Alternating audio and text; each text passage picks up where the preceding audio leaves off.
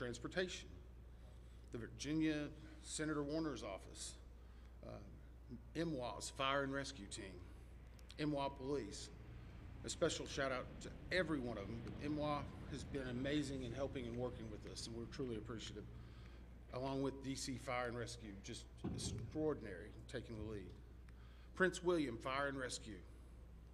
In Maryland, the Montgomery Fire and Rescue, Prince George's Fire and Rescue, Charles County Fire and Rescue, Baltimore Fire, Baltimore Police, Anne Arundel Fire Department, Maryland State Police, Maryland Natural Resource Police, MPD, DCFD, and from the federal side, the U.S. Coast Guard, U.S. Army, U.S. Air Force, FBI, Secret Service, Customs and Border Patrol, Park Police, DOD, Naval District Washington, American Medical Response, and yes, the U.S. Department of Labor. All of those have been amazing partners and are one of the reasons why that this investigation continues to progress the way we want it to. As I said, we did family briefings last night, and today there are over 100 family members that are now in the area receiving briefings, and as part of a legislative requirement, receiving family assistance. They have been briefed by the medical examiner, the fire chief, NTSB chairman, and myself, along with the family assistant unit from PSA Airlines. In regard to NTSB staff, all staff are now on scene that have been requested, and I want to point out one specific staff member because we're doing a joint NTSB and DOD investigation. The NTSB actually has a Black Hawk certified pilot on staff, on our personal staff, based out of Alaska. Once we realized the dynamics and the intricacies of the Black Hawk, we have brought that member in. They are on scene now, providing direct technical assistance to the NTSB. Now, it does not mean that the DOD is not working and helping with us, but in order to maintain our independence, we have our own Black Hawk certified pilot in the working group for helicopters. Regarding salvage at this point, the Navy Supervisor of Salvage is conducting salvage operations at the current time. Barges are en route from Virginia Beach, and we anticipate them to be on scene early tomorrow morning. After their arrival, they will be secured and located, and then significant salvage operations will continue. They are ongoing right now, but this will be the main lifting. It's being done in conjunction with the DC Medical Examiner's Office in order to make sure simultaneously that any additional victims are recovered and immediately turned over to them for identification and returned to their families. SupSalv, which is the Supervisor of Salvage, is also conducting a debris mapping right now. This will help in our post-accident analysis of how the machine actually reacted to the incident. It'll also help us with understanding some of the airworthiness and crashworthiness and human factors. We have right now two distinct debris fields. One that houses the Sikorsky, which is in comparison to the CRJ, a little bit smaller. The CRJ is in another distinct area, and we consider a little bit larger. The good news is, based upon the initial mapping, while there are some small aspects of that debris field, there are large chunks that will be easily recoverable, and it will aid in the investigation when we bring it into the secured facility that will be located here on MWA. That will help us in the close proximity to be able to review and evaluate. Yesterday, we outlined for you a number of groups that have been stood up. A few of them in particular I want to call out, although every one of them have been working very hard. For your edification, the ATC group, Air Traffic Control, has been conducting interviews today. They're ongoing tonight. They will be ongoing for probably the next few days. We've had full cooperation in getting the witnesses that we need to gain those interviews. We will then take that information and match it with other data that we're receiving, and if necessary, conduct follow-up interviews at a later time.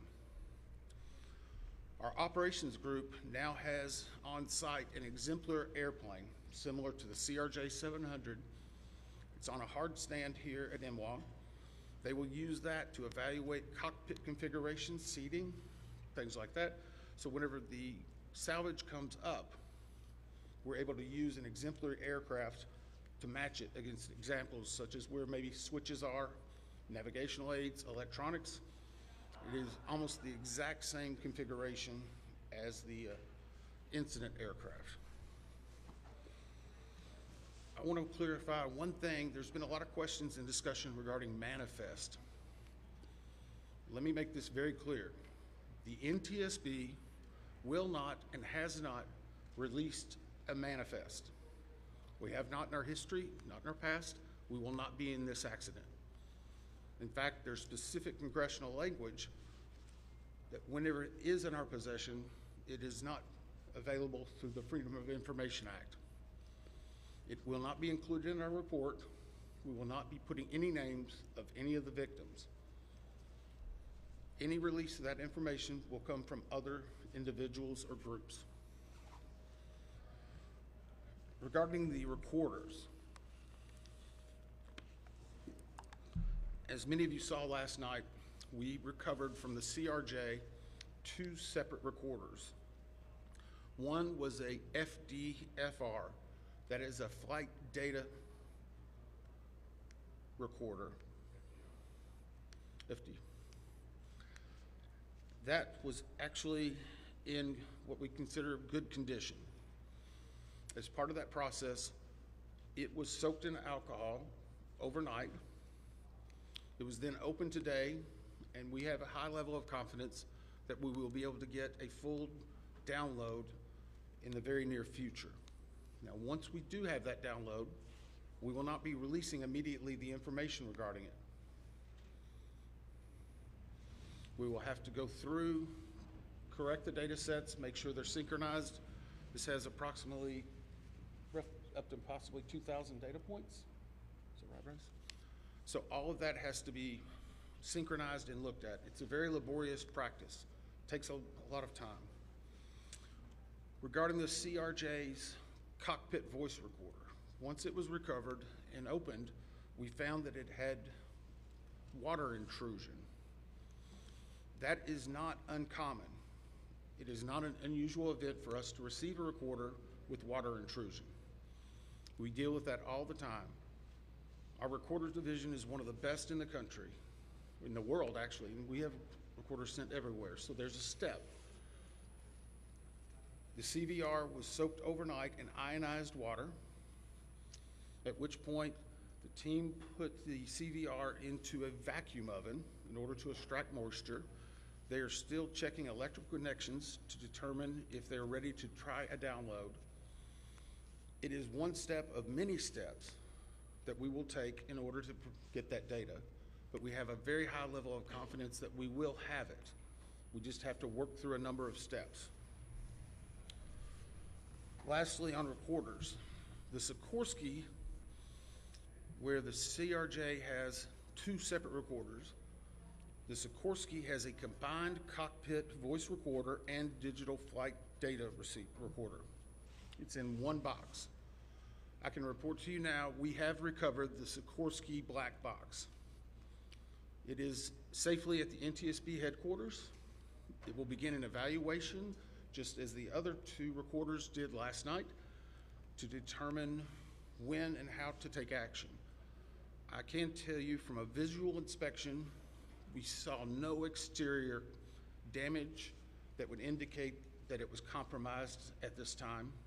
So we have a high level of confidence that we will be able to have a full extraction from that as well. Those are some of the significant updates we have right now. Obviously, we'll be doing some more in the essence of time and making sure our team gets back. I think we're going to be able to take maybe 4 or 5 questions. I'll call on you and I'll repeat it. So we'll try to play that game a little bit, please. Right here. Thank you very much. Your name and outlet, please. Jonathan Kersley from Channel 9 Australia. Captain Sully Sullivan, one of the heroes of the incident on the Hudson, has said we absolutely should be reviewing the airspace, not just here, but in other places in the DEX, a complex mix of traffic. Is he right? Is there time for a permanent shift in DC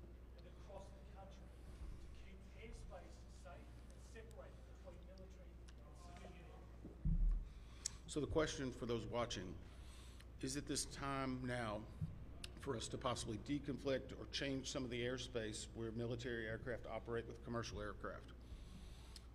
I can't give you a definitive answer on that. What I can say is in this incident, it should not have happened. We have in aviation what's called a Swiss cheese approach, wherein if something fails, a backup should catch it. Multiple layers of redundancy. It's been a very long time since we've had a major aviation incident in the United States, and that's the reason why it's one of the safest forms of transportation in the country. But the only way they do that is by investigating what happens now and then making recommendations in the future. Again, the NTSB has done 100,000 aviation investigations. We've issued 15,000 recommendations. Over 84% have been accepted. Once this investigative report comes out, we will be advocating probably for years for changes that need to be made, but we'll not speculate on what needs to be done until we have the facts. Todd, is there anything obvious? Hey, I'll call on people. Sorry. Dave Jefferson from Reuters. Can you talk about how long you think it will take to recover the debris, how long you plan to be on site, and have you got any early data yet off the ATC tapes? I think that was 3 or 4 together. How long the debris will take, how long we'll be on site, and have we gotten any information off of the air traffic control tapes. The debris, we are hopeful once the mapping is done, that it will be done in what I will call quick order. I can make no guarantees of that because first and foremost, we need to make every effort and to make sure we're recovering every one of the people that perished in this accident. We'll have some cranes that'll be coming up, and once that happens, you'll see a lot more activity and we'll be moving that in, but I don't want to give you a definitive time. I would say it will start in earnest probably on Sunday, and it will go through next week, and some of that's contingent upon weather and other things. Regarding the ATC tapes, we've received a lot of different information on ATC, and so I'm just going to preempt it. Off-the-shelf software programs are not always as accurate as the data we specifically get from ADSB, from the black boxes. All of that are factors that come into our investigation.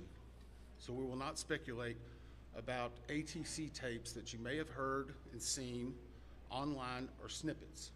We are getting the full cooperation that we need to be able to make an accurate assessment and to make sure what we are saying is factual and that it will help and aid in the entire investigation. You? Todd, Cooper from Channel 7 in Boston. Is there anything glaring from the videos that we've all seen that will tell you that the pilot in the Black Hawk helicopter made a mistake? The question is, based on the videos, have we drawn any conclusions? We have not.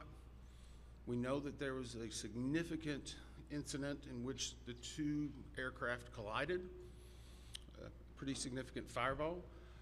If you will recall, even after the first day, we only had maybe 1 or 2 grainy images that were coming out. We're seeing more and more at this time. So we're still collecting data, but we are not going to opine until we see a lot of other things in there. A couple more? 2 more. Yes, sir. Keep on team with CNN. How critical is it to interview the controller in the tower cab? And how concerning is it to you, the reports that that controller was working 2 positions at the same time? So the question was, how critical are the air traffic control interviews and basically staffing? So air traffic control interviews are critical. That's the reason why there's a process in place. That began immediately after the accident. It was preservation of that evidence. It was immediately taking down notes, getting logs, all that information. We will go back and look at any air traffic controller that was involved in this. We'll go back and look at their past probably 72 hours, even 2 or 3 weeks. We'll look at their training, their hiring, everything, what they probably ate that day. But it is not one point that tells us everything. It's layered into a lot of other information that's very critical. Regarding staffing, the FAA has had a very robust plan in looking at staffing. Obviously, we'll be looking at not only staffing that day, but progressively staffing. How many people, what job functions they were doing. Were they being combined? Were they not? What was the weather outside? What was the number of landings?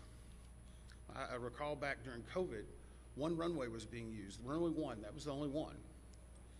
33, as traffic came back, started being opened up. So we would look at changes in traffic patterns, construction at the airport, all of that. It all paints a very big picture.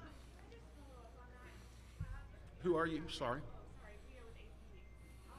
Have investigators interviewed air traffic controllers at this time? The question is, have we interviewed air traffic controllers?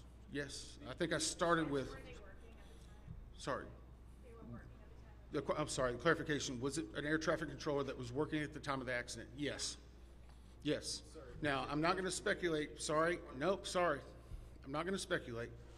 The next question is, was there 1, 2, 3? I don't have the answer for that right now. I know that the controller that was working at the time has been interviewed, and his interviews are ongoing throughout the day. Yes, ma'am, last one.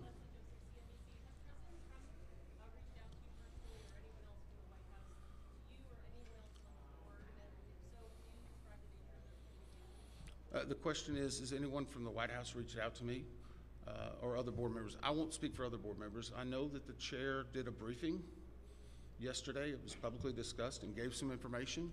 I have not received any contact.